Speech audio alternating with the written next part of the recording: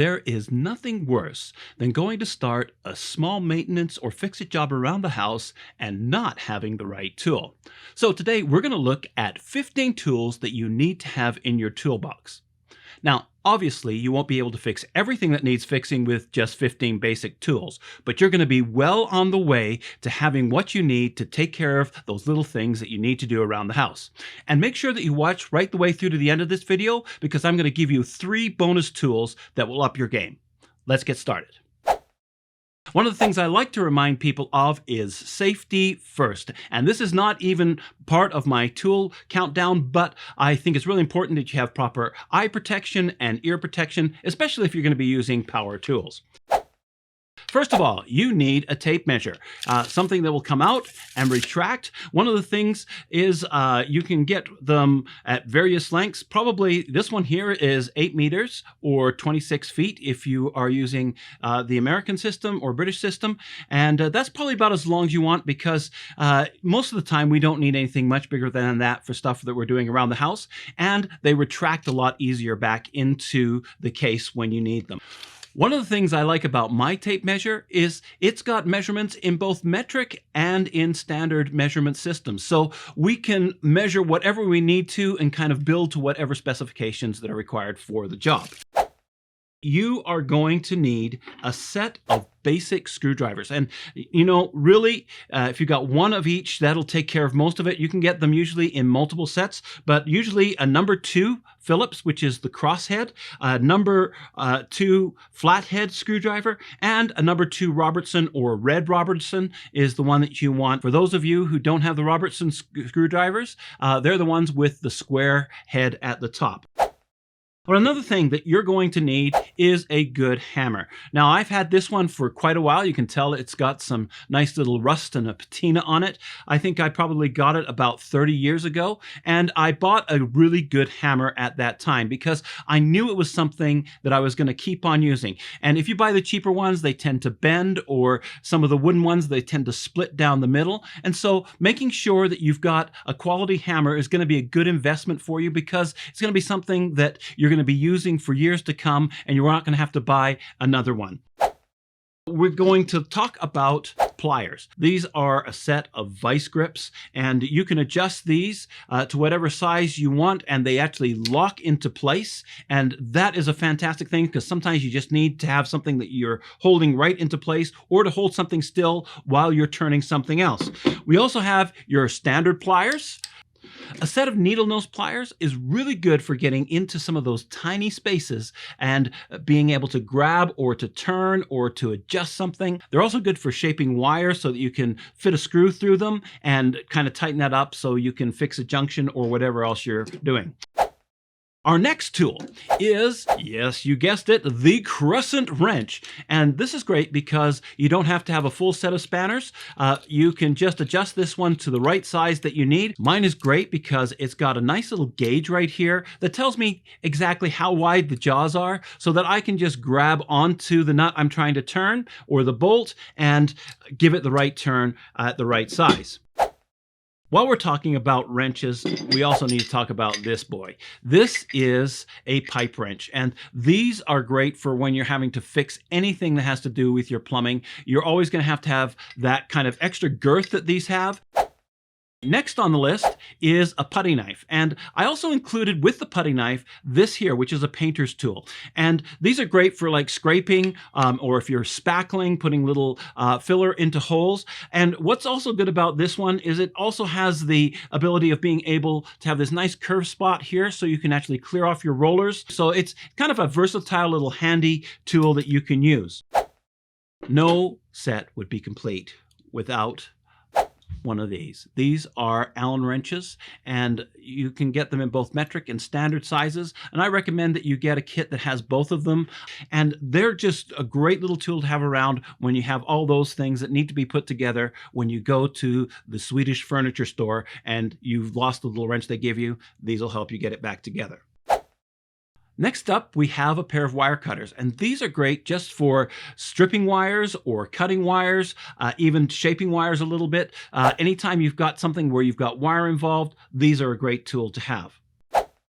Another thing that you really need to have with you is a utility knife. And it doesn't have to be anything expensive. This is just one of those cheap little razor knives that you can get the replacement blades for, and they slide off, and they've got these little scores on the end so you can break them off when it gets dull and have a new sharp blade to go. And you'll find that there are a million uses for a blade like this, and having them in your kit is indispensable.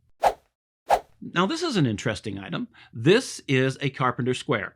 And what I like about this one is it also has a level. If you can see right here, we've got a level that you can put on top of a picture, say, to make sure that it's balanced out when you're hanging it, or just whatever you want to make sure that you've got straight. The other thing that you use this for is making sure you got straight lines. So it gives you that nice right angle so that you can draw a line, and if you have to cut or if you have to measure from that point, you've got something straight to work with. A set of C-clamps are a great addition to your toolkit. I don't know how many times I've used them to hold something down to a table so I can work on it, or even hold two pieces that I'm trying to glue together in place so that they dry perfectly and don't come apart. So make sure you got a couple of these in there as well.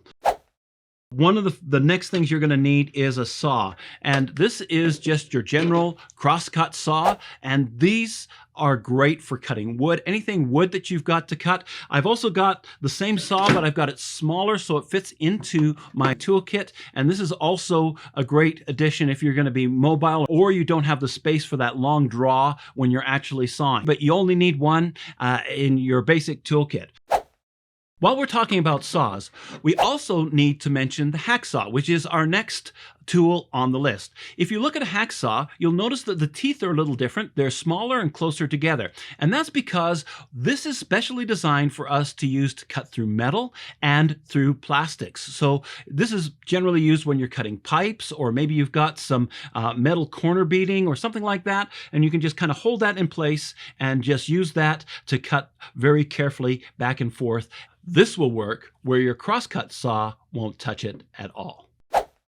The power drill. And this is an amazing tool because not only can you drill holes with it of varying sizes, but you can also have screwdriver bits or nut drivers to give you that extra little torque that you need sometimes when you're trying to tighten something up or attach some things together. So they are a fantastic tool. Now, they can be cordless, or like this one, have a cord that plugs into the wall.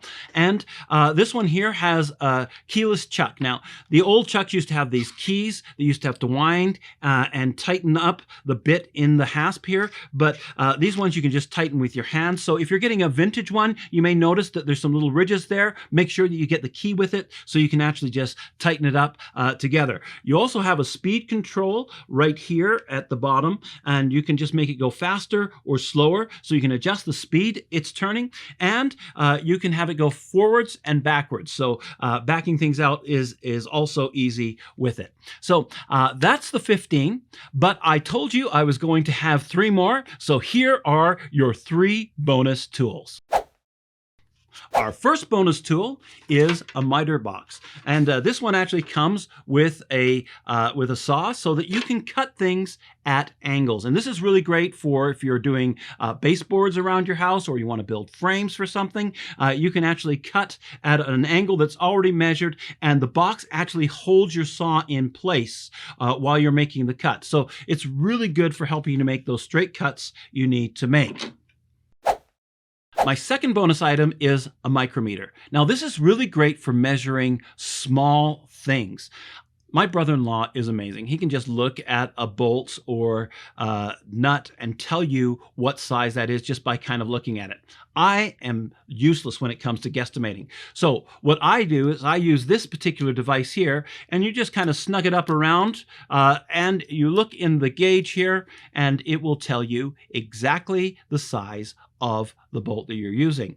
Also, if you want to measure a gap in between two things, it's got the other side here, and you can just slip it in there, cinch it up, and now you can see exactly what the space is on that gap there. So this is an incredibly useful tool when you're trying to find the right bolt or the right nut for things, or you're just trying to measure what a space is and how you're going to fill something up with those little tiny spaces. The last bonus tool I have is the Quick Pick screwdriver. And I love this for its design. I came across it back in the 80s when I was working in an electronics shop, and we found that these were one of the most useful screwdrivers you can ever have. It's not like the other multi-bit screwdrivers where you've just got that little tiny bit and you really struggle to get it in there. It uses a full size bit to actually go into the top here. These also slide right into the bottom to push out the other bit. So if you need another size of that bit, you can slip that right into there. You've got your straight edge bits, you've got your Phillips or crosshair bits, and you have your Robertson all in here. Now, I know that this is a Canadian invention because it says on the package, but I'm sure you can get it or something like it. What's also nice about these is if you need a little bit more power, you can just take these bits and they fit just perfectly into your drill, and now you've got a power drill to use. That's all for this week, and I look forward to seeing you next time. Have a great week. Bye-bye.